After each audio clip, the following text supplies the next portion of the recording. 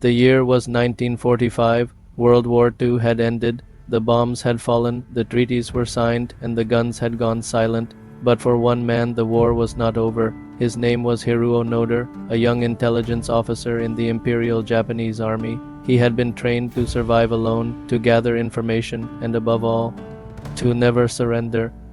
Those were his final orders before he was sent to a remote island in the Philippines. Hold your position, fight until Japan commands otherwise. When Onoda landed on the island of Lubang in December 1944, the world was already changing. The Allies were advancing. The Japanese Empire was collapsing, but Onoda didn't know. And when the war ended months later, no one told him. He hid in the jungle with 3 other soldiers, waiting for orders that would never come. They built shelters out of bamboo, cooked rice stolen from nearby villages, and studied the sky for airplanes that might bring new commands from Tokyo. Days turned into months, months turned into years, and still they waited. Leaflets dropped from planes saying the war was over. Newspapers were left in the jungle. Loudspeakers echoed across the trees. But Onoda believed it was all a trick, enemy propaganda meant to lure them out. To him, the emperor's word was absolute.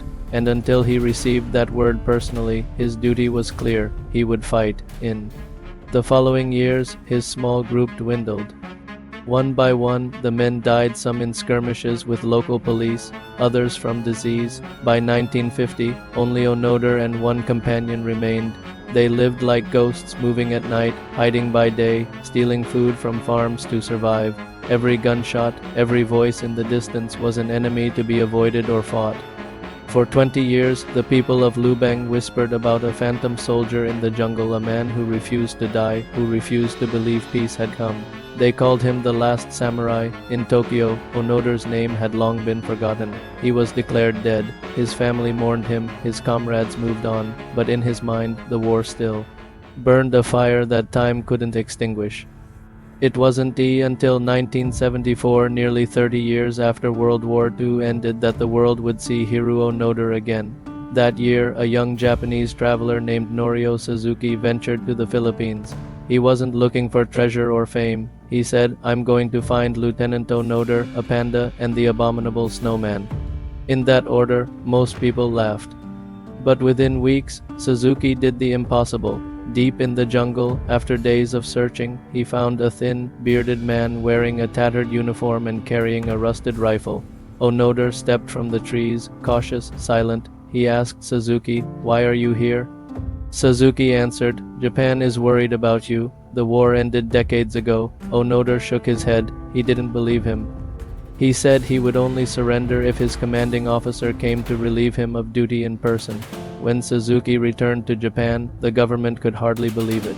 They found Onoda's former commander, now an elderly man who had long retired from the army. They sent him to Lubang Island wearing his old uniform. When Onoda saw him, he snapped to attention and saluted. The officer looked at him gently and said, "Lieutenant Onoda, the war is over. You may stand down." Onoda bowed deeply and wept. He handed over his rifle, still clean and functional, after 3 decades in the jungle. Then he said, "I am sorry I could not serve my emperor better." When he returned to Japan in 1974, crowds filled the streets. Reporters, cameras, politicians, everyone wanted to see the man who had fought alone for 30 years. Some saw him as a hero, others saw him as a relic, a man who could not let go of the past.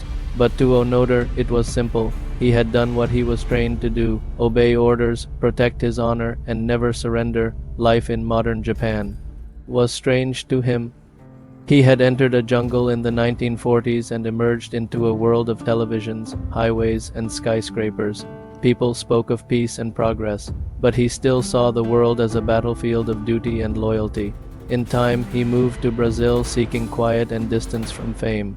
He married, lived simply, and eventually returned to Japan years later to teach young people about endurance and purpose.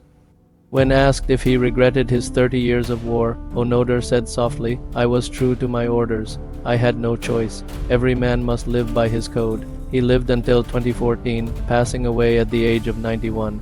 Nearly 70 years after the war, he refused to leave behind.